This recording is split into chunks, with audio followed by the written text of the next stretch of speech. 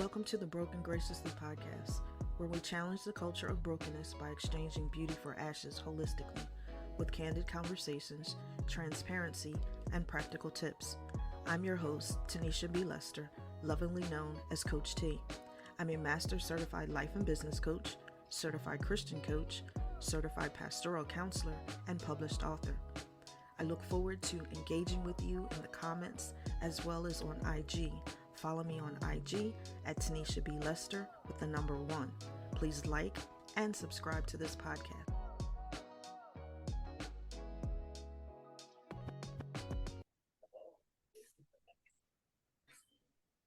Welcome back to another episode of Broken Graciously. This is season 2, episode 2, and today's guest we have is Dr. Ashley Oriel Rowan. All right, so this is podcast where we challenge the culture of brokenness by exchanging beauty for ashes holistically with candid conversations, transparency, and practical tips. So let me tell you about our doctor here today. So Dr. Ashley Rowan is a board certified nurse practitioner practicing in psychiatric and addiction. Her aim is to remind clients that self-love is best when it's contagious. Ashley began her career as a patient care technician, later advancing her education to become a nurse practitioner and adjunct professor. She has training and experience treating psychiatric disorders in teenage, adult, and geriatric patients. Ashley brings a humanistic philosophy of holistic care for mind and body and an abiding commitment to individualized, personalized, comprehensive care for patients. Ashley is a retired U.S. Army veteran. She is an active member of several professional organizations, including the American College of Nurse Practitioners, Sigma Theta Tau, the International Honor Society of Nursing, and Phi Chi National Honor Society. Ashley is grounded in faith and family, and she spends her free time traveling and exploring new destinations. Welcome, Dr. Ashley. Thank you. Thank you for having me. It's a pleasure to have you in the room. So what I'm going to tell everybody is I'm quite familiar with Dr. Ash. So for me, she Ash, but we go ahead and honor the degrees because It's all good. them degrees took hard work, dedication, and funds to get there. So we honor you for coming in the room. So today's topic, what we're going to talk about today is the psychiatric side of Dr. Ash and how she treats patients, what her philosophies are, and all of those good things. So come on, Dr. Ash, let's talk about your good stuff going on here. Right. So most of my patients are women, primarily because women tend to seek help, especially mentally, before men. So primarily, women come, and typically they come at the point of what I like to call no return, where they just feel like they're broken. They have hit rock bottom and they can't really find their way up, which is not the time to seek help. And oftentimes as women, that's when we do seek help, when we feel like, we have absolutely nowhere else to turn, nowhere else to go, or, worst case scenario, we're treated by primary care, or, we have a mental or emotional breakdown. Oftentimes it happens at work. And then, obviously at that point, people are brought into the emergency department and then are forced to be psychiatrically evaluated. Unfortunately, women tend to carry a lot of undue mental health burden that they really shouldn't have to, but they do. These mental health burdens fall the hardest on women. Building a more equitable world, means acknowledging and addressing the gap. At this point, we need to acknowledge what's going on with women. We need to address it, and we need to kind of bridge that gap so that women feel more comfortable getting help earlier on, and as well as avoiding that mental breakdown. There's so many different risk factors that lead to women developing mental health. Most oftentimes it starts in early childhood and adolescence. Most times it's as a result of some form of trauma or abuse, whether it's sexually. Most times it can be physically. Unfortunately, in a lot of households, Physical discipline is often given, and also emotionally or verbally. Most times, we are broken at the hands of or the mouth of our parents or people who were, responsible for upbringing, Trusted voices. Yeah. for raising us. So, we, and then of course, I don't know, most times in these households, there's single parents. So single moms, most likely, who are overworked, who are stressed, who are often dealing with their own mental, emotional issues that are often passed down. So a lot of the younger women are seeing this and they're being raised, in that environment, unhealthy environments, which Right. leads to post-traumatic stress syndrome. That's very, very common. Most people associate PTSD with military or, other personnel like police officers, 9/11. A lot of people develop PTSD, but PTSD is one of the leading, PTSD and depression is one of the leading psychiatric disorders in women, often tended from the trauma. Can attest to that. I didn't seek counseling until I hit rock bottom. But the first time I think rock bottom for me was being in a relationship, and then like all of the memories of the past trauma start coming back. Because for a period, with the mind being such a marvelous organ that it is, it'll shut down on itself to keep you from remembering those things. So when the memories start coming back, that was like, whoa, like I don't know what to do with all of this, because like it's a super overload of memories, of emotions, of like just all of the things. So that for me, that was the first time I sought help. The second time, well, I've been to counseling probably 3 times. The second time I went to counseling, um, I did it intentionally, and it wasn't a matter of me hitting rock bottom. I did it because at that point I had already decided to go on a journey to heal myself, because Mhm. all of the things that I was going through, like when you're going through a lot of stuff and you're constantly in these bad relationships, at some point you can just look at yourself and say, what's the common denominator here? So Correct. when I realized, it's like, hey, you're you can't fix everybody else, but you can fix yourself. So I did it intentionally then, and then this last time it was a real bout of depression, of like I didn't want to get up, I didn't want to go nowhere, I didn't want to do anything.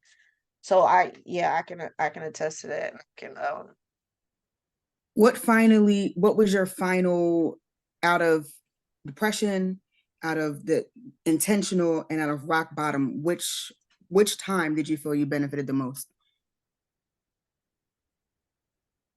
probably intentional, I'd have to say, because but here, so I got a caveat to that.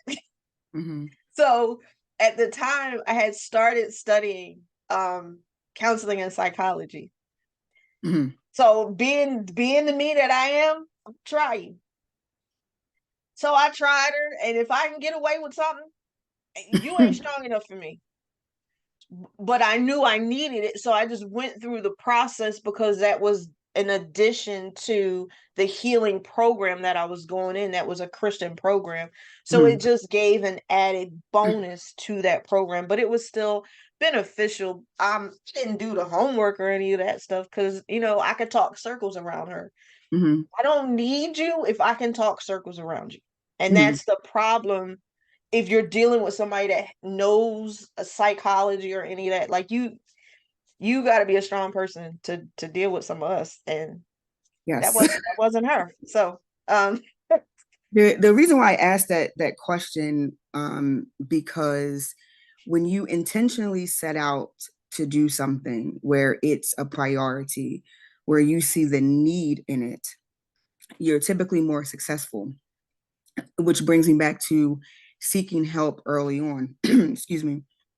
Um, one of my philosophies is that I feel that everybody, regardless of your race, gender, professional background, social economical status, any of that, really needs to therapists, even being evaluated, excuse me, be evaluated by a therapist. Why?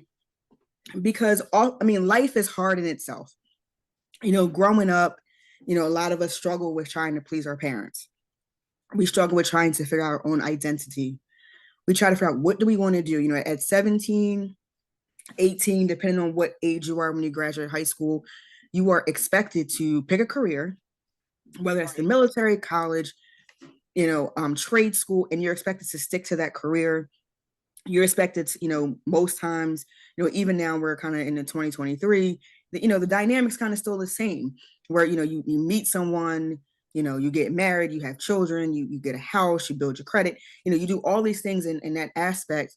That's a lot of pressure, coupled with, dealing with two different people. If you grew up in a two-parent household, you have two different individuals, right, with two different personalities who came from two different places. So if they're not on one accord, which most times that's not really the case.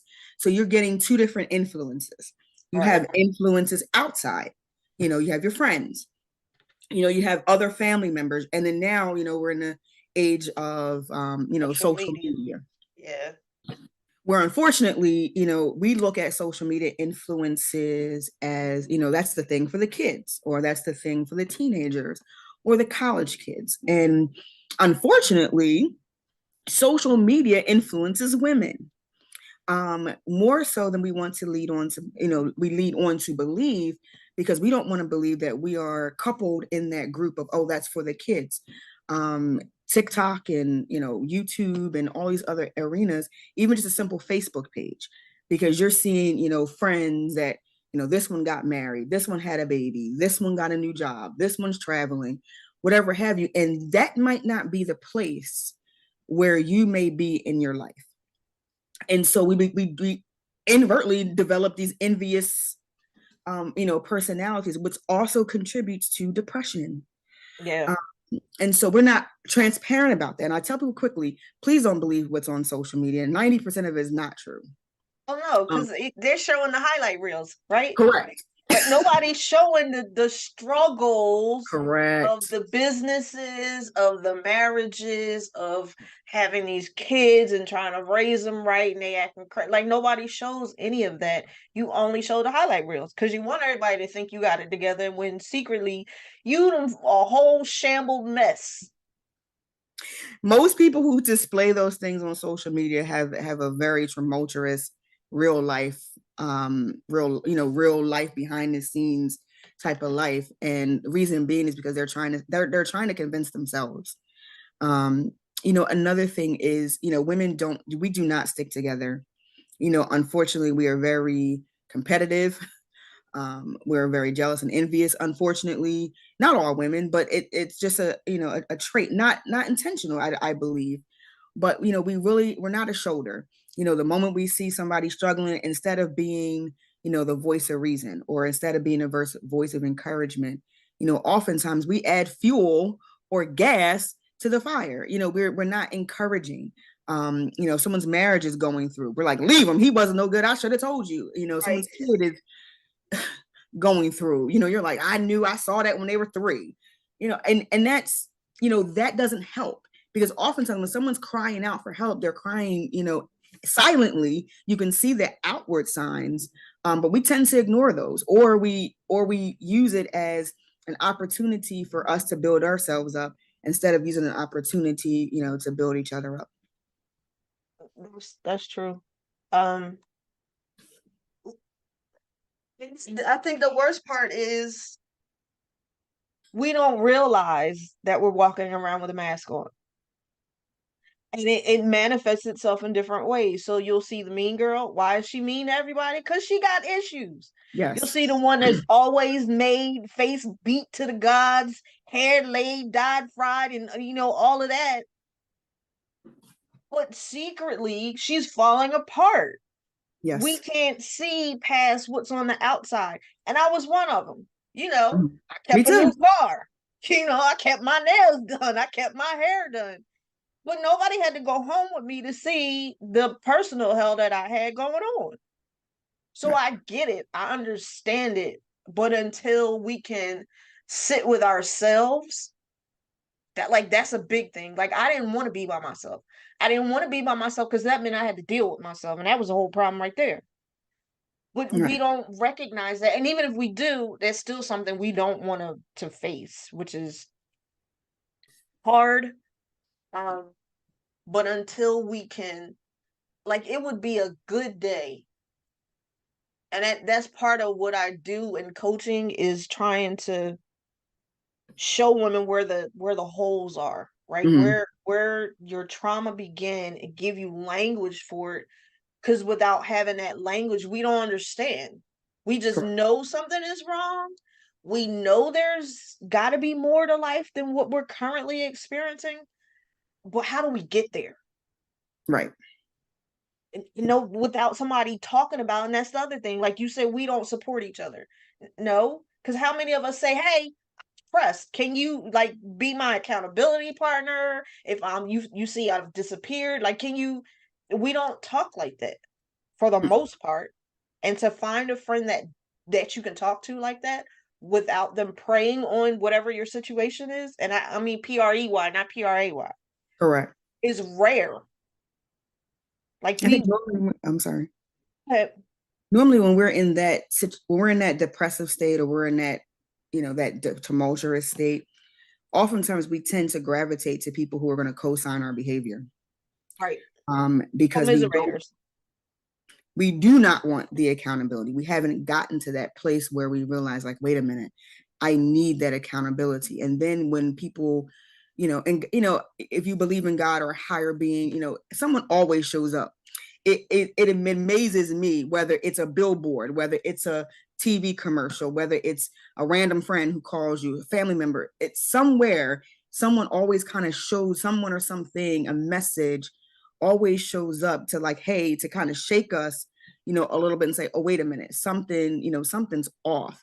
And accountability at that point now looks like attack, because you're thinking, like, how dare you? You don't know what I'm going through. You don't know what I've been through, because we probably half the time we don't really know exactly all the details and the caveats to it. But we can see, if you can see, if you pay attention to people you're around, you can see where they go from, calling all the time, hanging out all the time, to suddenly dropped off, or suddenly, they're not keeping up. You either get to one extreme or the other. It's a person who's like suddenly all together, not one hair out of place, to someone who used to be all together, not, one hair out of place. So all of a sudden now you're noticing their clothes don't match, or, they're not as put together, as they once were. They're not as talkative as they once were. And those are signs that you start to notice when someone isn't doing well, because we can't fake it, but so long, because eventually it starts seeping through. It seeps through in your conversations. It seeps through, and it always seeps through on social media. If you're a social media person, if you ever pay attention to people's social media, you can always tell when they're fighting with their spouse. If they're a social media posting person, when they're fighting with their spouse, when they're not feeling well, when the kids are acting up, we tend to go there, and put everything out there. You know what that is? It's a cry for help. Yeah. We're hoping that somebody of some type of wisdom would be like, oh, wait, something's going on. And most times, we scroll by, or we call it, did you see so-and-so status? Oh, she's, attention seeking again. And the reality is that, she's looking for help. Subconscious cries. But and then saying that, like I've reached out to somebody when I saw that a couple of times. They gotta want the help. Yes. If they don't want the help and you offer the help, well, you've done your part in offering, but they have to be in a place of willing to accept it. Yes. And I find just for me, those that I've reached out to don't want the help. Mm-hmm. So it's It's like acknowledgement. It's acknowledgement. Like it's like AA. The first step is what? Acknowledging that something's wrong. And that's the hardest part. The hardest part is saying, hey, you know what? I'm really not good. Because as women, especially as minority women, we were taught, you don't break. You don't crack. I'm so You sick of know, that strong woman. you this is what you do. You nothing, nothing phases you. You're hurt, you get up. You're broke, you keep pressing. You pray, wipe your tears, and keep going. And while to some degree that's okay advice, it's poor advice in the same token, because all that stuff gets bottled in. So we hold everything in, and don't trust anyone.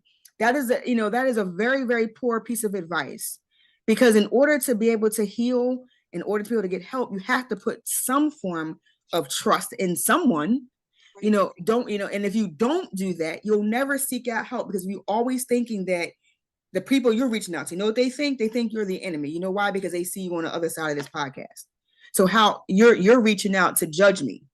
You're reaching out because you have an opinion, or you want to use me for your gain, not realizing that your heart is genuine, and you really want them, want to offer, that rope. I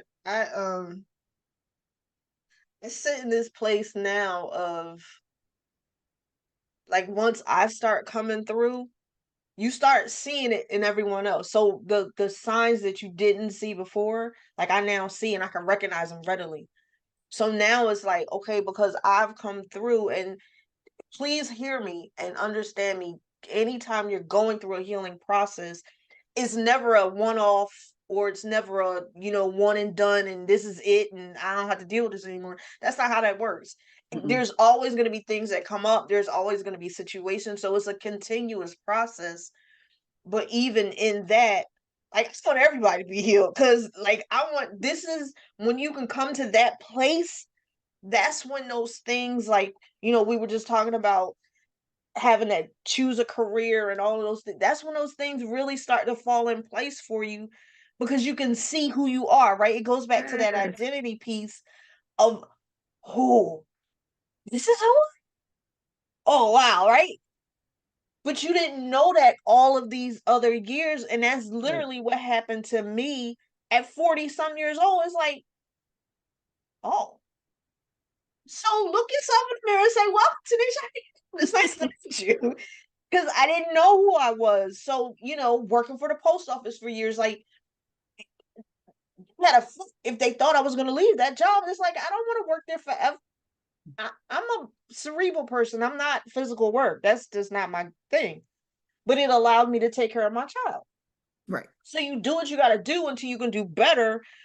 But, like, I sit in that place of wanting to help people see it, because when you can see it, then you can move forward, and then you can experience the things that you've been hoping for, the things you've been praying for. And it's just a different space. Like, I can't even explain the feeling. um I just can't explain it. It's just different. I think It's it's real getting to the different. point of knowing. You said something very key, and it's getting to the point of knowing who you are. There is no time frame on that. Obviously, you don't want to be 60 and you're trying to figure it out. You would hope, but if you're still alive, if you still have breath, then there's Mm, hope. And I think oftentimes we're like, oh, I don't want to do this when I'm 20. I don't want to do this when I'm 30. I don't want to do this when I'm 40. I don't want to be 75. I don't be, I read a article the other day where this lady found love. I think she was 76 years old, and, ended up getting married. Now, and you can see the joy on her. And I think a lot of times, we are so busy racing the clock, trying to keep up with friends and families, other people who have done certain things, that a lot of our, timelines. emotional stress comes from that, just Hmm. simply trying to be in the know, trying to fit in, trying to be.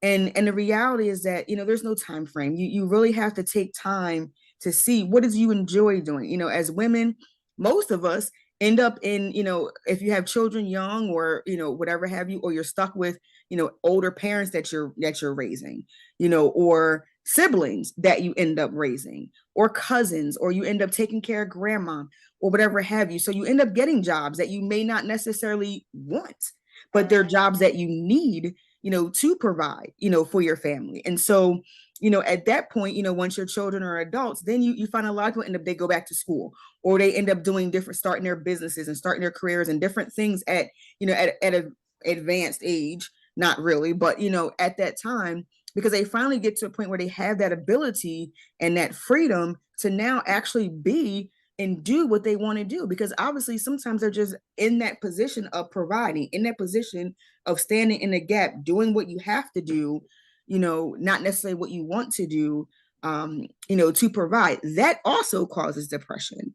Why? Because you're like, I'm going to this dead end job. I can't stand this job. I saw myself being a physician. I saw myself being, anything. I saw myself being a musician, anything. And now I'm working at Target. And so for those who may be working at Target, or those who may be doing in jobs that, this is not how I didn't see myself here, it's not the end. And I think oftentimes you get to a certain age, it's like, oh, this is the end for me. I'm not going back to school. I'm not doing this. I'm not doing that, because that's what, the society says. And the reality, you still can do it.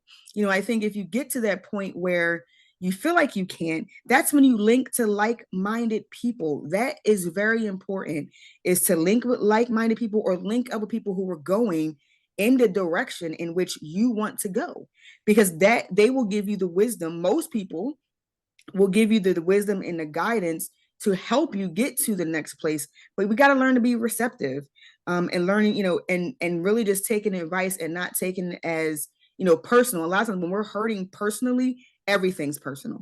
Right. Everything. And Everything. Yeah. You feel like, why are you coming for me? Right. You coming for me again? You coming, and half the time those attacks aren't attacks. They're tugging you.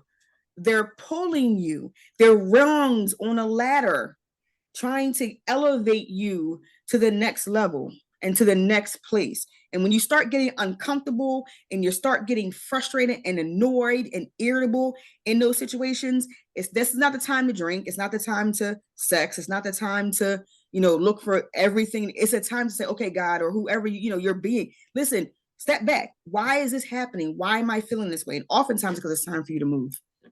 Yeah. We like comfort. We love comfort. Woo! But there's nothing good that comes from comfort. Nothing. I haven't seen anything prosperous and being comfortable. Nope. And it's now I'll be the first one to say I'm not a big risk taker in some areas, but you got to be able to take a risk, because life itself is a risk. Yeah. And without being able to take that risk, whether that's to go seek help for depression or anxiety or like whatever, or reaching out to someone that you think may be doing what you want to do, it is important. It's real important. I did an episode last season on releasing our timelines. Mm-hmm. And it was like, Wow, it it's was good. real good, because like I had my own timeline, right? I thought by now I would have been married, my child would have been gone, like all of these things, whether it was self-imposed, familial imposed, societal imposed, like whatever, however it came in, those timelines were there, and none of them have come to fruition. So here I sit at 50 years old, never been married, still hadn't finished a college degree, like all of the things, Mm-hmm. but it's still not too late. But I think the difference now between Mm-hmm. starting with our generation, Gen X and down, we have a different mindset than the baby boomers, some of the baby Yes. boomers, and prior to, right? Prior to, it was, you get this job, you stay on this job, no matter Mm-hmm. what. It didn't matter if you liked it, you hated it, or whatever, you just stayed there. If the relationship didn't work out, you still stayed there. We don't have that mindset now, which I think is a big difference, because now some of us will seek that help, right? Mm-hmm. Some of us are okay with changing midstream or later in life to go to school or change careers or remarry or get married for the first time. So I think there's been some sort of shift, but there still needs to be more shift to happen, to take us forward. So Dr. Ash, let's close out this session.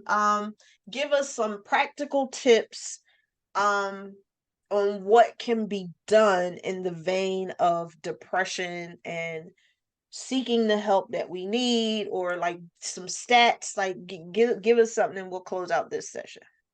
So, I mean, the biggest thing is recognizing signs and symptoms of depression, whether you recognize them in yourself or whether you recognize them in others that are around you. Most of the time, it's where someone feels they look physically sad.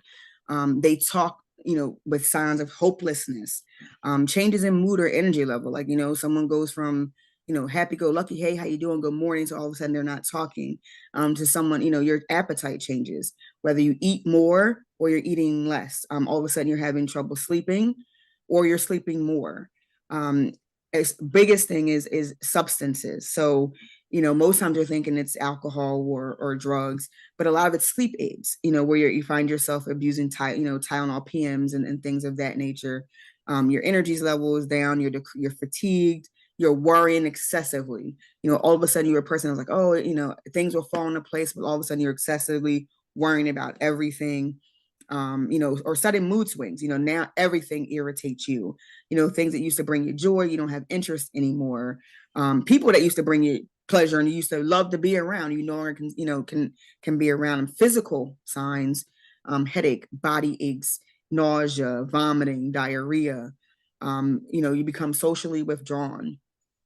Or worst case, you start having thoughts of not wanting to be alive anymore. What would life be without you? Or even thoughts of actually attempting suicide or things of those type of things. If anybody is experiencing these symptoms, those are classic signs of depression. And it's best to either seek out primary care, B, a psychiatrist or a psychiatric provider. If it's thoughts of suicide or you want to hurt yourself, that's emergency room visit, or call 911. They can also help you. Before it gets to this point, if you find yourself getting to that point where you start seeing things, subtle things, really initially start to pray. If you're a praying person, pray. If you're a scripture reading person, scripture. If you're a meditation person, meditate. Yoga, exercise, sleep. Trying to sleep. Cutting out distractions. Taking breaks from social media, taking breaks from the triggers. Oftentimes it's those social media, TV shows, those type of things. And then just always have some form of accountability partner, whether it's a parent that you trust, whether it's a pastor, whether it's a counselor, whether it's a friend, anybody that you can rely on, that you can be accountable to, that you feel comfortable with. That's most important.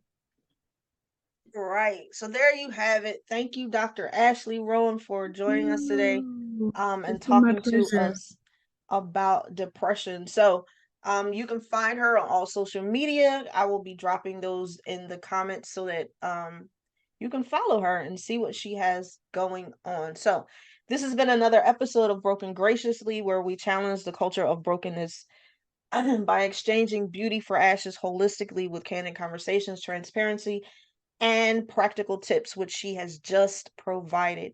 See you on the next episode. All right, let me start it again. So we can do the internal med and we'll roll with 8. Do I need to stop this? I guess I should, huh? Thank you for tuning in to the Breaking Graciously podcast. Stay tuned for weekly episodes. Follow me on IG at Tanisha B. Lester and the number 1. Don't forget to like, subscribe, and comment. Blessings.